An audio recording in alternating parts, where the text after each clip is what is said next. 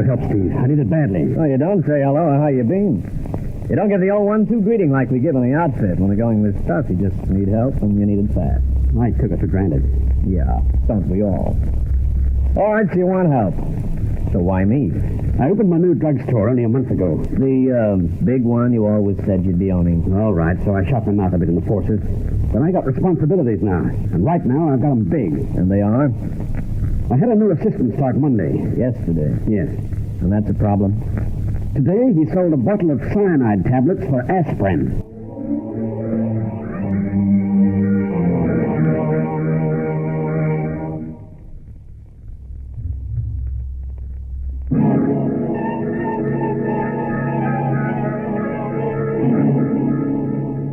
They call you that Strong guy, Steve Strong.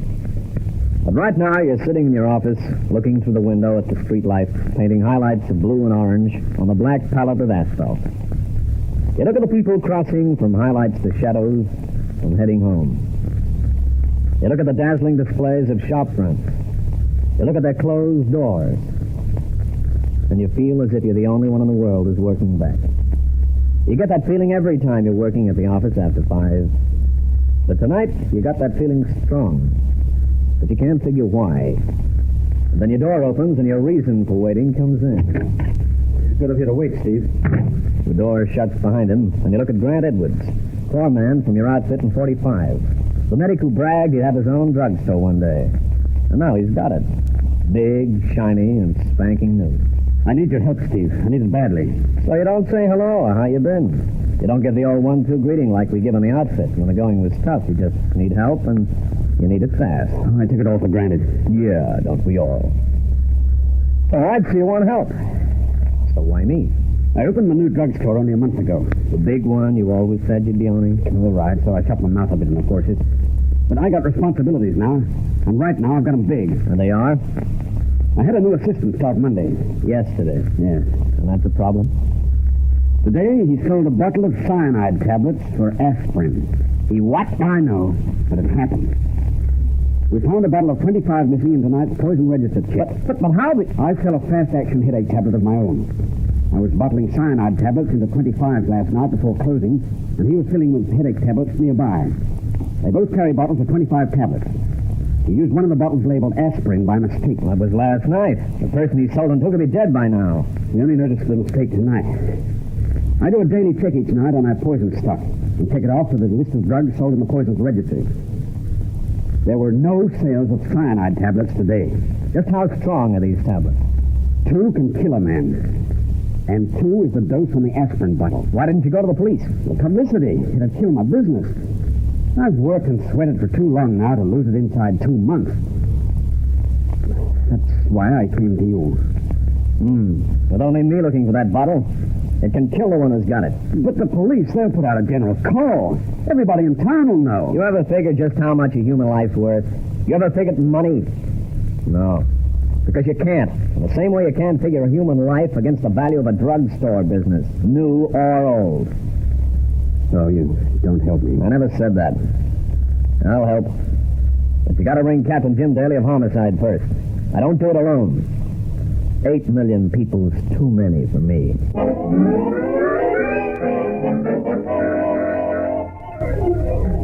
You watch Grant Edwards' face as he rings Daley. You hear Daley do a vocal explosion on the other end of the phone. You watch Edwards' face go pale beneath his summer tan. You watch, and you remember the young medic who always played the big doctor act. The young, high and mighty medic who doctored you up in 45 when you were busting out in fever. And then you remember the 72 hours he sat up in one stretch to pull you through. Yeah, you remember all that. But it still doesn't make the scales against another human life. A life that's hanging by a thread of chance. A thin chance that none of those tablets have been taken. Daley said you could stay with me. You figured Daley said a lot more, but you let it ride. Maybe Edwards was a bit high and mighty in the old outfit, but right now he's been whittled down to size. The size of a man in trouble. If you'll help me, Steve, I'd be grateful. You don't just know how grateful. Oh, why me? Why not the police? I'm only one, remember. You had a knack of pulling a trick out I had once. I'm gambling all I've got on you doing it again. Well, that's a big gamble. 8 million to 1. That's not so big. The assistant remembers serving one girl with aspirin. She bought the only bottle of my special headache tablet sold today. You tell the police that? Yeah. We're going around to see the assistant now. I see. And you figure we can find that girl first. Beat the police before they get to sending out the emergency radio and TV calls. And that way save your business, huh? Yeah. Simple. All I gotta do is find one girl and, how many million? Well, that's not as tough as all that. You see, she's a regular customer, and her first name's Lucy. Oh. You figure how many Lucys there are in a city? I don't know the house, but I think I know the street she lives in. Huh? I walked her home one night. You did? I seem to remember a wife someplace. Oh, lay off, Steve. She was just walking my way at closing time, that's all. So I believe it. All right. You give me all you know, and we try the street door by door. I can give you a closer bearing than that. She lives between Pitt and Elm off Daymore Road.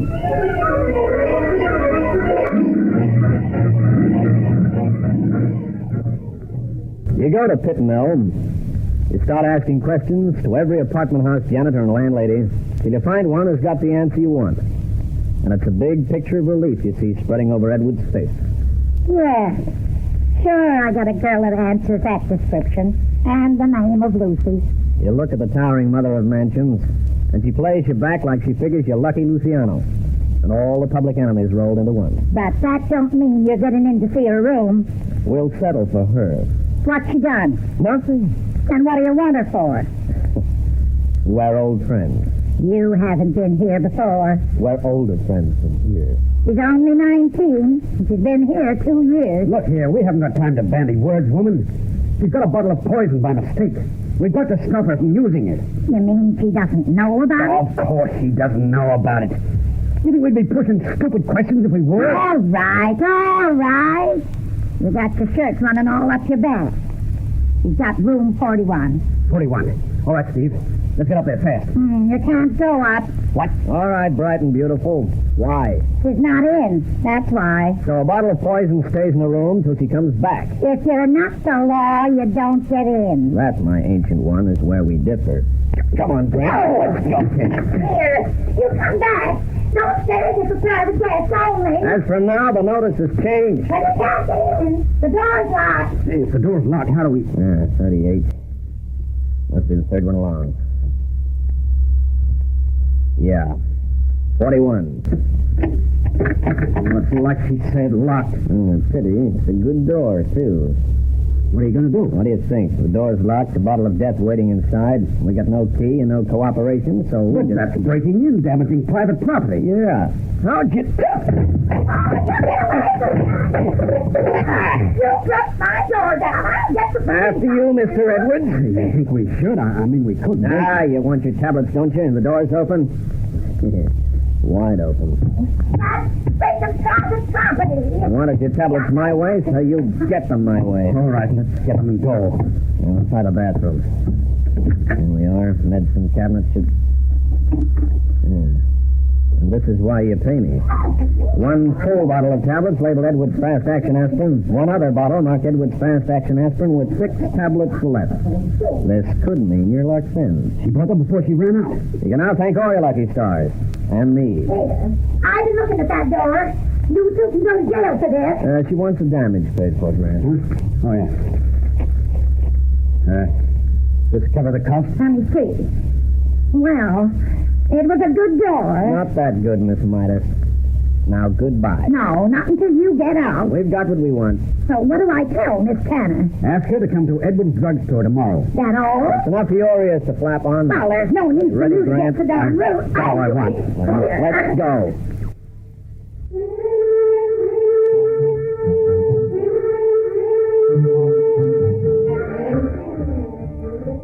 You take Edwards back to his drugstore. You ring Captain Jim Daley at Homicide and tell him to stop the emergency calls going on the air. But he says you'll have to hold them till the police laboratories make a test on the tablets first. You try to argue, but you're backing a lore machine. So you do like he says and take the tablets into headquarters. So these are tablets? You look at Jim Daley and see the pinched lines of annoyance on his face.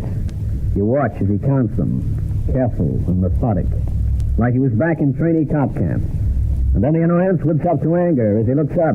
You take any tablets out? I prefer my cyanide in capsule form. This is no time for cracks, Steve. You come in here all bucked up because you beat us for finding the bottle. But you do the first dumb thing I'd get from an amateur. You didn't count them. I was going to, but when you said bring them over, I left it. You left it till nothing. All right, so if I didn't count them? Those emergency calls still go out. 2 of the tablets are missing.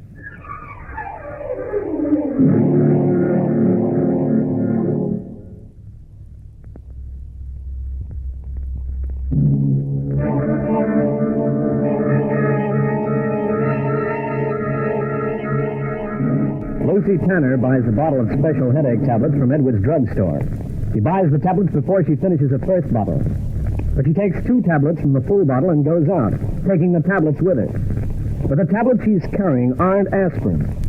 Sure, they'll kill a headache. But they'll kill her right along with it, because the tablets she's carrying are cyanide. You don't figure why she takes the tablets from the new bottle, but you try to figure when, where, and how soon before she'll be swallowing the 2 pills of death.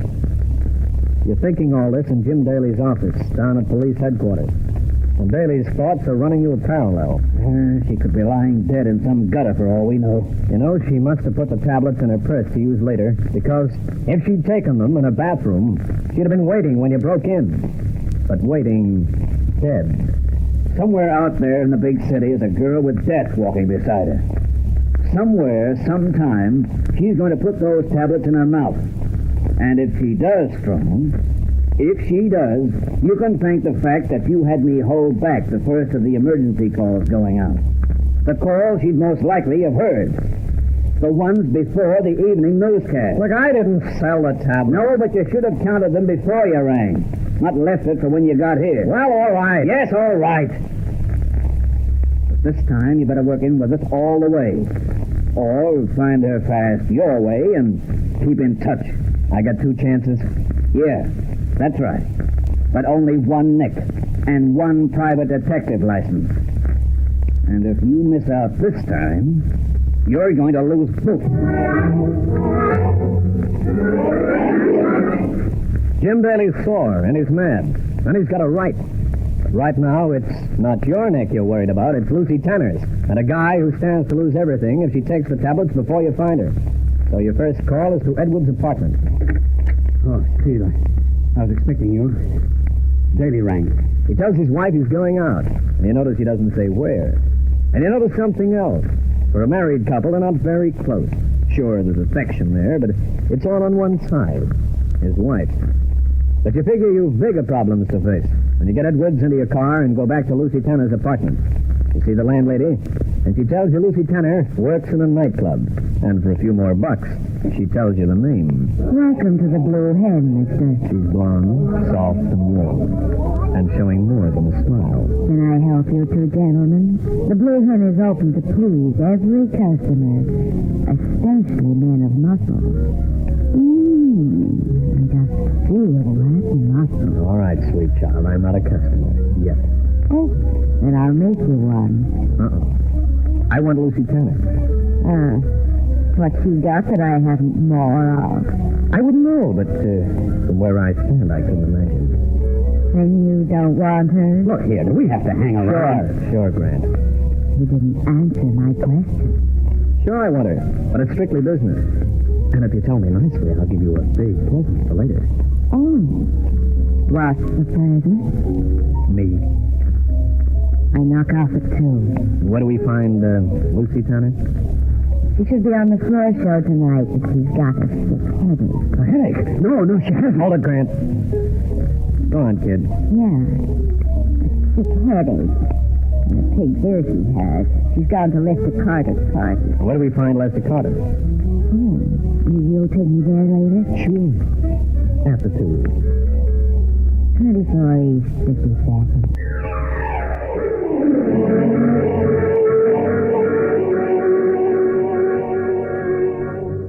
You and Edwards beat it fast down to 52nd. You find the address, and you find Lester Carter. Yes, sir. You want Lucy Tanner? I say she isn't here. What then? He's big, he's fancy, but he's tough. So you figure it'll be quicker to play it gentle. I asked the question. Then catch the answer, Mr. Carter. I'm her brother, and I want her urgent. You think you can take it away, huh? Back to her hometown? No, I don't. And I don't want to. I just want to see her before she swallows cyanide. Listen, crumb boy. Now, don't play it tough, Carter. You may be big, but I've taken bigger. Yeah, you must be playing it straight. Yeah, you'd be calling disaster if you weren't. All right, so where do I find her? First, who's that guy in the car out there? He's my bosom pal. Another small-town hick, eh? Now, look, Carter, we haven't got time to make... So you try to kid me Lucy's gonna commit suicide. Well, let me tell you something. You can tell me nothing I don't want to hear. Now, talk quickly and quietly. Where is Lucy Tanner? And if I don't tell? Lucy Tanner dies, and you get life for manslaughter for withholding evidence. Lucy wouldn't kill herself.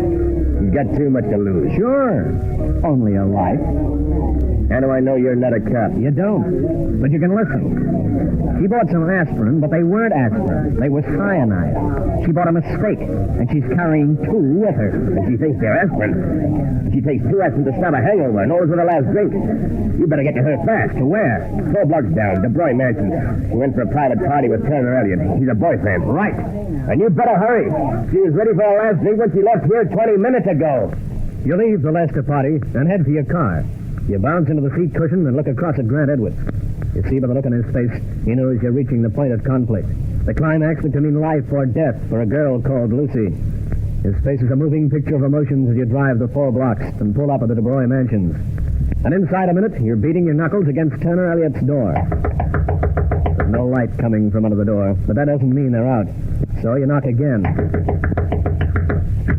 And the door opens, but not the one you're facing. It's the door behind you, across the corridor. And the woman you're looking at has weary anger written in every wrinkle. If you two are expecting an answer from that apartment, you won't be getting any. The apartment's empty. Empty? You mean Turner Elliott doesn't live here? At this time of the night, you wake me up and have the nerve to speak to me like This time of the night, it's urgent. If he doesn't live here, where does he live? If anybody's got a right to be annoyed, it's me. Waking a body up at this time of the night. Listen, lady, it's a matter of life and death. Where is Elliott living now? New Brewing Mansions was extended to 2 blocks of apartments. New block's only just been finished. So where does that lead us? Mr. Elliott moved into the new block only last week. Next door? Yes. There's a big stretch of lawn divides the 2 blocks.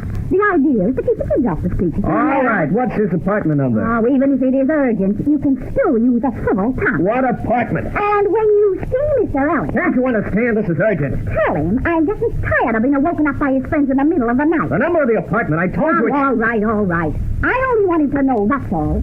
It's on the 1st floor, apartment 4. Beads of sweat are standing on your forehead as you leave the woman. Run down the stairs and across the stretch of lawn between the old and the new apartment. You look up and see a lighted window that could be apartment 4. You see a man and a girl against the window shade. Then you do a quick 1-2 up the stairs, and Edwards is running with you neck and neck. You run and you run fast, because the girl you saw was taking something from her handbag, and a man is holding out a drink. To the left. That's it, apartment 4. Hey, what the You don't knock, but you go in fast. You see the girl with a hand up to her mouth, and in the hand, 2 round tablets. Don't take them! Those tablets! No, don't! The shout came too late. The girl has already dropped them on her tongue. What the devil's the meaning of charging in and shouting like that? She's just taken cyanide. Well, don't just stand there, Edwards. Do something. You're the only medic around here. Just give her a glass of water. Water? But cyanide? You crazy? No, but it's not cyanide. Not cyanide. Here, Lucy. Drink this. Oh, thanks. Steve, if it was cyanide, she'd be dead. Hey, what's all this about the coffee? Coming like that, we frightened her. She swallowed and caught her breath, that's all. Then those 2 tablets she took were aspirin. What's all this about, Mr. Edwards? Those tablets you took, were they from the bottle you bought at Edwards' drugstore today? Yes, but I come in here. I'll have you thrown out. Don't bother, Elliot. We're leaving. But those tablets... Just forget we ever came in, honey. If you ever can. So, her tablets were only aspirin, huh? Yeah. And that means... Someone else has the bottle of cyanide. But who, Steve? Who?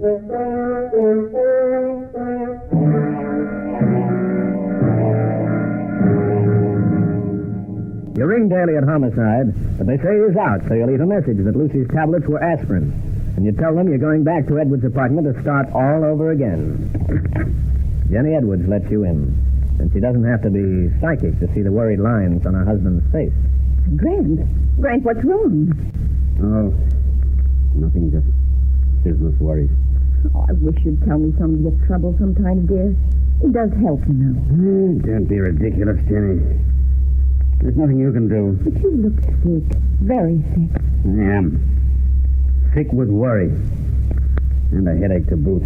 I'll get you a brandy and an aspirin. Do you want something, Mr. Strong? Make it a scotch, double and straight. All right. So, what do we do now? Daley rings, or calls round. But that may be ours. Not if I know Daley. We can't just sit here. You think of anything we can do? No. You'll feel better after your brandy. Here's your drink, Mr. Strong. Oh, thanks. You want water with your aspirin, dear? No, the brandy will do. Well, cheers. Huh? Oh, yeah. Cheers. The tablet for cyanide.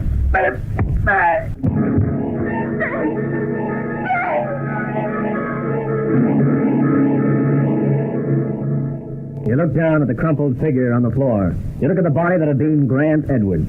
You call a doctor, ambulance, the police. But you know there's nothing you can do. Cyanide is deadly, and it's quick. You get Jenny Edwards to a chair. Dazed and broken, she tells you the answer to a question. And shortly after, the door bursts open and Daley explodes into the room. Strong, what's all this I hear about? What happened? You tell him how Jenny Edwards called into her husband's drugstore on the way home from a shopping trip last night, after Edwards had made out the daily report on poison stock. So any poison bought before closing would really be on the next day's sales. And her husband was busy, so she didn't disturb him. When the assistant came out, she got him to wrap up the list of things she wanted. Uh-huh. And on that list was a bottle of aspirin. Yeah. Pity Edwards forgot marriage is a 50-50 partnership, no matter what. If he let his wife share some of his business worries and listen to some of hers, he'd have known what was going on in his house. And she'd have known about the missing cyanides. And the first thing she'd have done... The first thing she'd have done would be to check on her own aspirin bottle. Some men will never learn. Not even the hard way.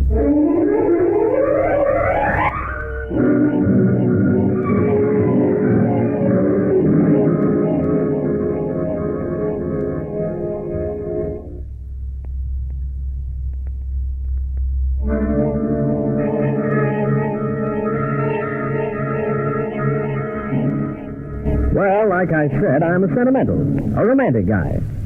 But I've got a lot of good friends in and out of the force, and I like to keep them. I also like to help keep law and order in the community. I'll be with you again. But for now, this is Steve Strong, or as I'm more often referred to, that Strong Guy, signing off.